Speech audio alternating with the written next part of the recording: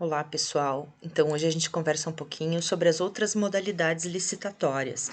Agora que você já conhece a concorrência pública em todos os seus atos, eu vou mostrar para vocês o que é que diferencia a concorrência pública da tomada de preço e do convite. Então, vamos lá.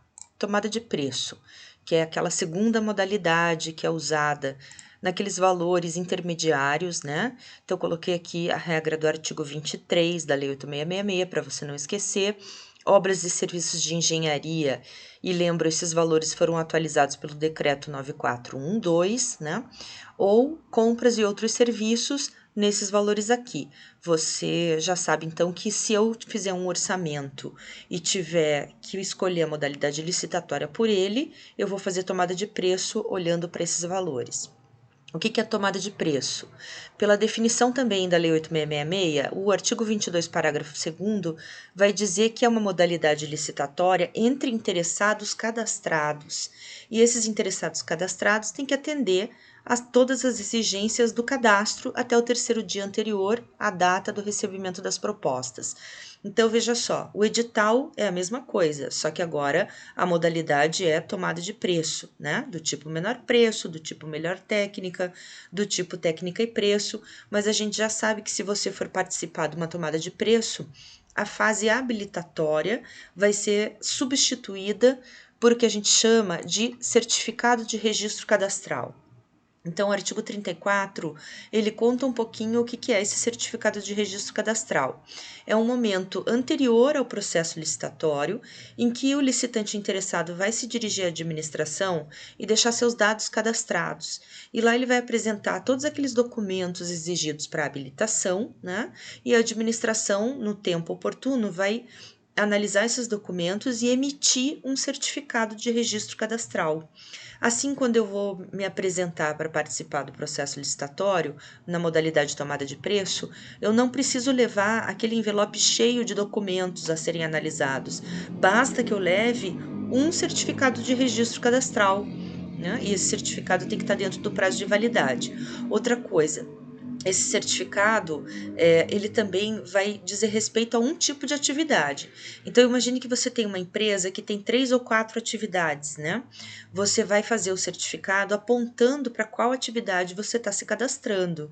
E se, de repente, a administração fizer uma licitação para aquela atividade cadastrada, aí você já tem o certificado. Eu não posso, eventualmente, mudar no meu contrato social da empresa, por exemplo, o meu objetivo e usar um certificado de registro cadastral que tenha sido atualizado antes dessa mudança, tá?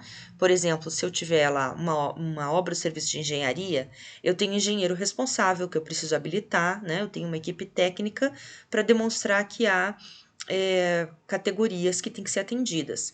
Vamos imaginar que essa empresa, que é uma empreiteira, agora também está fazendo feiras e realizando algum outro tipo de evento. Ela não pode usar o certificado para uma atividade para participar de outra licitação de outra atividade, embora ela, por atualização estatutária ou, enfim, lá no contrato social, ela possa atender os requisitos, ela vai precisar também alterar esse certificado de registro cadastral, né? Outra discussão é a possibilidade de alguém que não é certificado, não tem ainda esses documentos e que descobre a tomada de preço e queira participar. Então, o artigo, ele já vai dizer que desde que essa pessoa se apresente até o terceiro dia anterior à data do recebimento das propostas, ela vai conseguir, eventualmente, ter o certificado. E se não tiver o certificado, a doutrina entende que é possível, mesmo assim, receber essa pessoa com o simples protocolo de que ele já apresentou os documentos, né? E essa pessoa vai ser tratada como uma licitante habilitada. O fato é que, eventualmente, se essa licitante, que ainda não foi cadastrada, mas já apresentou os documentos, vier a ser inabilitada, a gente tem uma inabilitação dela posterior, né? Então, se ela eventualmente foi a classificada, foi a primeira colocada, vai haver uma inabilitação superveniente por falta do certificado de registro cadastral, o que vai implicar em reclassificar as outras propostas, certo?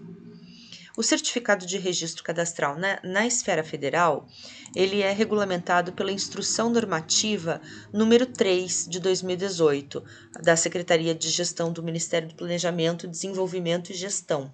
Então, se você quiser saber detalhes de como se apresentar para a União Federal para estar pronto para uma tomada de preço, tem que consultar essa instrução normativa, né? Assim como estados e municípios devem ter suas normativas sobre o assunto.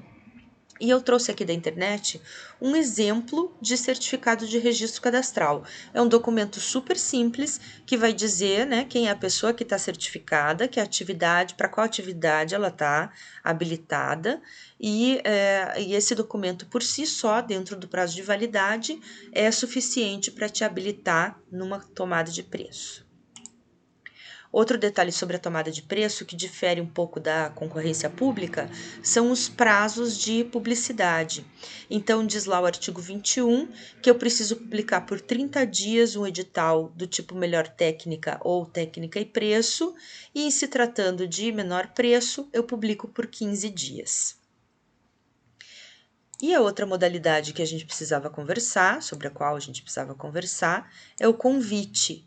E o convite é a modalidade menos elaborada que a gente tem, prevista na Lei 8666, é uma modalidade através da qual a administração convida 3 pessoas, né, de preferência cadastrados, que já tenham contratado com a administração ou não, mas que tenham um cadastro. Se não tiver 3 pessoas cadastradas, não tem problema, a administração pode chamar 3 pessoas quaisquer que tenham essa atividade do objeto que ela precise, né? Seja uma obra ou serviço de engenharia ou compras e outros serviços. Lembrando que os valores agora são bem menores, né? Até 330 mil e até 176 mil. Anotei para vocês de novo o artigo 23 e o mesmo decreto que atualizou os valores de todas as modalidades. E essas pessoas que foram convidadas, elas vão apresentar em até 24 horas a proposta. E simples assim, a administração vê os orçamentos e contrata, eventualmente, com aquela que tiver o menor preço. Então, veja, no convite a gente não tem um edital. Nós vamos ter uma carta convite.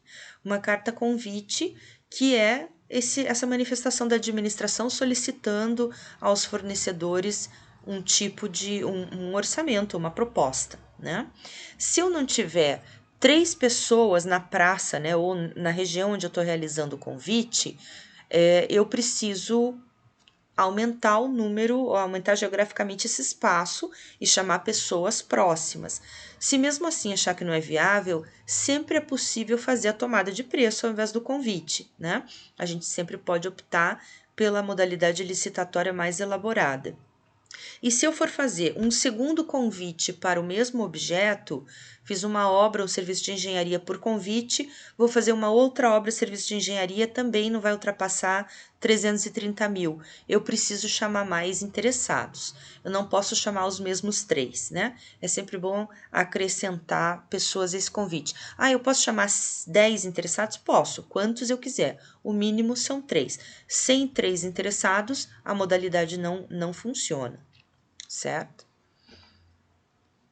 E os prazos de publicidade do convite são de 5 dias úteis, mas esse convite ele não é publicado em jornal, você não vai ver o extrato como é na concorrência pública e como também acontece na tomada de preço. No convite você vai ter esse edital fixado em algum lugar. Ele vai ficar fixado em algum lugar, no departamento, na repartição que está realizando essa licitação, e as pessoas interessadas podem, né, tirar uma cópia do convite, tirar uma foto do convite e apresentar. Então, uma discussão interessante é sobre a possibilidade do não convidado, se ele pode participar da licitação ou não. Mas eu vou deixar para responder essa pergunta nas lives que a gente vai fazer ao longo da semana. Certo? Então, até a próxima.